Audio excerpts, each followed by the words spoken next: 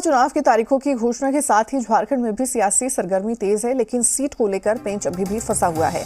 NDA गठबंधन के द्वारा 3 सीटों पर अभी भी उम्मीदवारों के नाम की घोषणा नहीं हुई है। वहीं दूसरी तरफ इंडिया में सभी सीटों पर सस्पेंस बरकरार है। भले ही सीटों को लेकर पार्टियों के अंदर स्थिति साफ नहीं है, लेकिन एक दूसरे के खिलाफ बयानबाजी का दौर जारी है।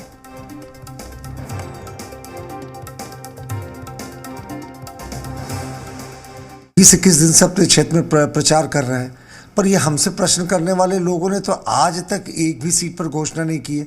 14 सीट खाली है और हमें भीतर खाने से खबरें मिल रही हैं कि इनके पास तो उम्मीदवारों का टोटा है, उम्मीदवार ही नहीं मिल रहे लड़ने वाले। नरेंद्र मोदी जी के फेवर में चल रही आंधी के सामने कोई टिकना ही नहीं चाहता, कोई लड़ना ही नहीं चाहता। इनके तो कई सिटिंग विधायक और बड़े नेताओं ने चुनाव लड़ने से मना कर दिया। तो ये जो देरी हो रही है ना, उसके पीछे की असली वजह यही है कि इनकी नाव डूब रही है। अब किसको पकड़ पकड़ के ये कितना सवार करा पाएंगे, ये तो आने वाला समय ही बताएगा। देखिए, इंडिया गठबंधन के अंदर तमाम खाका तैयार है और बहुत जल्द सीट शेयरिंग से लेकर के हमारे प्रत्याशी की भी घोषणा हो जाएगी। इसमें किसी को बेचैन होने की आवश्यकता नहीं है, क्योंकि प्रत्याशी चुनाव मैदान में उतर के चुनाव लड़ता है, लेकिन संगठन चुनाव लड़वाने का काम करती है।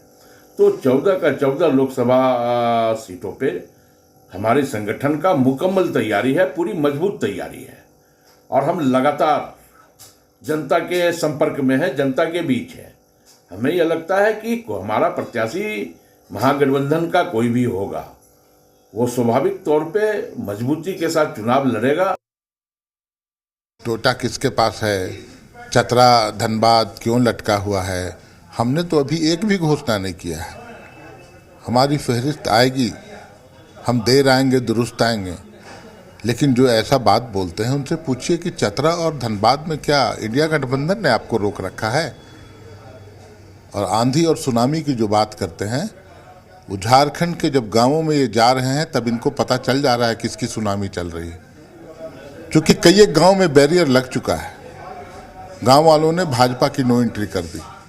हेमंत सोरेन जी के साथ जो घटना और उनको जो प्रताड़ित करने, बेबुनियाद आरोप में जेल में भेज देने से जो एक आक्रोश है, जो एक प्रतिशोध की ज्वाला धधक रही है, वो उसका आभास भाजपा को है। लोकसभा चुनाव को देखते हुए पाकुड़ जिला कांग्रेस भवन में